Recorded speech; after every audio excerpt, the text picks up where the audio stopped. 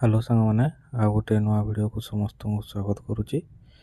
तो आज ये वीडियो रे मु प्लस 3 रो सेकेंड राउंड सिलेक्शन केबे पब्लिश हो से विषय मु अपडेट देवी। तो देखंतु प्रथमे कौन करिवे ना ये देखंतु साम्स ओडिशा रे क्लिक करिवे। देखंतु क्लिक कर देली मु तापर देखंतु एटी लिखा है डिग्री प्लस 3 सेठी क्लिक करिवे। देखो ये गोटे पोर्टाल खोल तौक स्क्रॉल करिए। देखो ये लिखाई की डेट्स देखो ये लिखाई दियो जे 22 जून ने आपनकर कौन होता ना सिलेक्शन लिस्ट बाहरी थिला। देखो तापर आ किसी अपडेट नहीं किंतु ये आपन कौन करेंगे ना मोर डेट्स रे क्लिक करेंगे।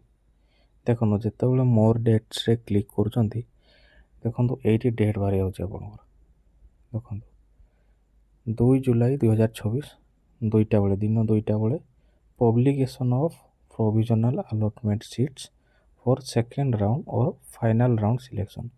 ताले आपनकर सेकेंड राउंड सिलेक्शन टा केबे बारिबो ना 2 जुलाई 2026 रे बारिबो। ताने जुलाई 2 तारिख दिन आपनकर सेकेंड राउंड सिलेक्शन बारिबा को जाउची। जो माने भी प्लस 3 अप्लाई करिथिले जानि पारनांती जे तांकर सेकेंड राउंड सिलेक्शन केबे बारिबो तो तांकर 2 जुलाई रे सेकेंड राउंड सिलेक्शन टी बारिबो आउ तापरठू तांकर एडमिशन स्टार्ट हो। तो ये वीडियो मो चैनल को लाइक करूँ, शेयर करूँ, सब्सक्राइब करूँ। रोची धन्यवाद।